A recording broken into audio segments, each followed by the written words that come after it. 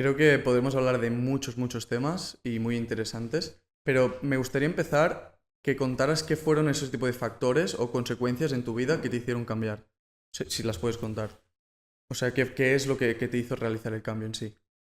Claro, pues como te he dicho, ¿no? Yo nací en una familia humilde, clase pobre media, y a mí siempre me enseñaron cosas como que el dinero es malo, como que no hay que desear mucho porque te vas a frustrar, que hay que pensar en pequeño.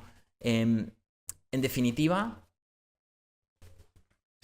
perdona, ¿eh? No, Esto está tranquilo. grabado, ¿eh? Que es que tengo aquí vibrando y si no, me va a molestar. Ahí. Vale.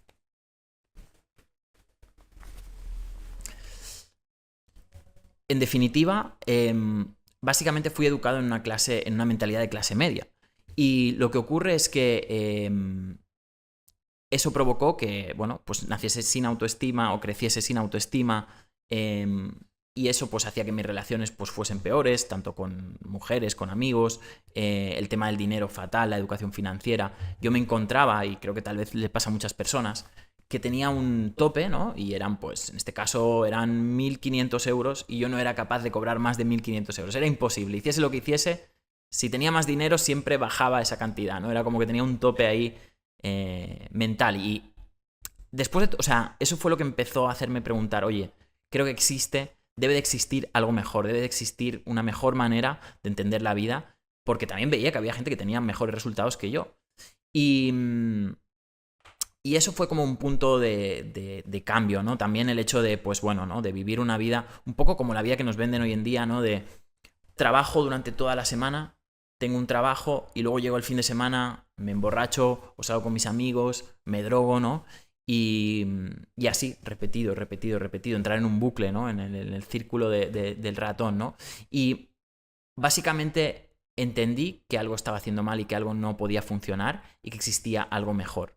Y a partir de ahí empecé a obsesionarme con estudiar. Uno de los puntos que yo creo que marcó la diferencia, es que a mí siempre me habían enseñado que no hay que obsesionarse, ¿no? Oye, no te obsesiones, piensa en pequeño, que no te vayas a frustrar, disfruta del momento, el famoso carpe diem. Toda esta serie de programaciones me habían hecho llegar a ese momento en el cual mi vida era un auténtico desastre. Y entonces empecé a hacer exactamente todo lo contrario de lo que dicen.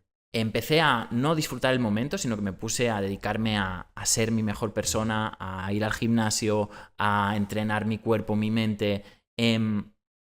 Empecé a ponerme metas muy grandes, empecé a entender sobre el dinero y empecé a básicamente a descubrir el poder de la obsesión, a descubrir que hay algo bueno en persistir en una idea y en obsesionarse con una idea. Existe, y esto poca gente habla, una obsesión positiva. Y cuando conecté con esta obsesión, cuando conecté con esta pasión, cuando conecté con estas ganas, de repente empezaron a ocurrir cosas increíbles en mi vida. Y de repente la magia empezó a suceder. Pero solo sucedió cuando dejé de hacer lo que hace el 90% de personas. ¿Crees que lo que hace el 90% de las personas es algo que está intrínseco en nosotros, que desde bien pequeñitos nos dicen, pues es mejor que trabajes menos, que no tengas obsesión por esto, que serás más feliz si cuantas menos cosas tengas? ¿Crees que va un poco por allí el tema? ¿Que es lo que te pasó a ti realmente? ¿O puede ser algún tipo de recurso que tuviste que utilizar para hacer este tipo de cambio? Sí, o sea, es que hemos sido programados para el fracaso. Desde pequeñitos nos O han sea, ¿tú crees educado que realmente estamos programados para el fracaso? totalmente, totalmente. Porque así se vive mejor, en el fracaso se vive mejor. No creo que tanto por eso, sino porque realmente el mundo sería difícil de sostener con un montón de emprendedores, un montón de personas como que quieren todos ganar, que quieren todos conseguir su pasión. Y realmente es mucho más fácil educar a personas pasivas, ¿no? Y esto es una programación que está creada desde los medios de comunicación, desde el modo de vida que tenemos, ¿no? Básicamente esto se debe a que las personas que mandan saben acerca de, por ejemplo, el poder de la dopamina, ¿no? El poder de, por ejemplo, de cómo mantener dormidas a las personas a base de darles mucha dopamina, ¿no? El móvil es mucha dopamina, las redes sociales son dopamina. Entretenidos, ¿no? O sea, dejar a la gente entretenida. Exacto. Y hay una cosa que es que cuando tú sientes que tienes placer, parece que estás feliz, pero en realidad no lo estás. Yo durante muchos años, yo pensé que era feliz porque tenía mucho placer. Sin embargo, mi vida era completamente vacía. Y ese cambio fue uno de los cambios que marcó pues un paso adelante hacia este proyecto que tenemos hoy en día, ¿no? Y hacia esta marca personal. Pero realmente es esto, es entender que por tener placer no vas a ser más feliz. Es más, normalmente, ¿qué hace la gente de hoy en día, ¿no? Pues la mayoría de personas, que si redes sociales, que si fiesta, que si alcohol, que si drogas, que si pornografía, que si juegos, videojuegos, cualquier tipo de descarga excesiva de dopamina. A corto plazo. Porque todo lo que has dicho al final es a cortoplacista. Exacto. ¿Para ti qué es ser feliz? ¿Cómo lo definirías? Bien, ser feliz, me gusta la frase que dice Thomas Edison, que es ser feliz es el camino hacia cumplir tus sueños. Ser feliz es lo que sientes cuando estás en camino a cumplir tus sueños. En el proceso. Sí, y eso incluye una buena gestión del placer, porque si yo tengo placer desde que me despierto por la mañana, yo ya tengo mis dosis de placer, redes sociales, Netflix, etcétera.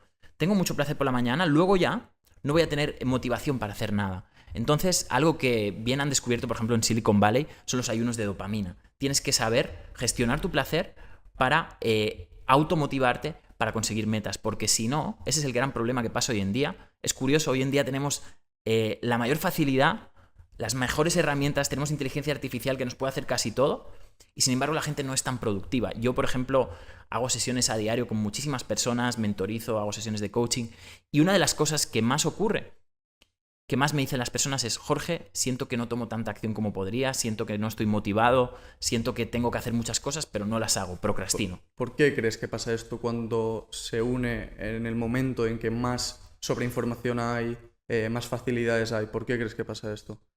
O sea, antiguamente no pasaba esto. Había menos cosas, menos recursos, la gente entiendo que era más feliz y podía ser más proactiva. Ahora mismo la gente, es lo que tú has dicho, ¿no? Que procrastina, bueno, realmente dejan las cosas para más tarde, se piensan que podrían dar más y no lo dan. ¿Por qué crees que pasa esto? Bien, esto es muy curioso, ¿no? Mira, nos podemos ir a simplemente datos científicos, ¿no? Hoy en día es el día donde hay más depresiones en la historia de la humanidad. Nuestros abuelos vivían una vida mucho peor, nuestros tatarabuelos, nuestros antepasados vivían una vida mucho peor en términos de condiciones de vida, en términos de comodidad, y sin embargo eran mucho más felices. Esto es muy curioso, ¿no? ¿Crees en la regla esta de que momentos difíciles hacen hombres duros, de hombres duros crean a generaciones más débiles que crean tiempos más débiles? Y así es un círculo sucesivamente. Totalmente. Mira, lo que ocurre es que nuestros abuelos no se podían permitir estar deprimidos. Hoy en día la depresión, o sea, una gran parte de lo que llamamos depresión, existe porque tenemos tiempo para pensar en que existe una depresión. Eso te voy a decir, ¿tú crees que existe realmente la depresión?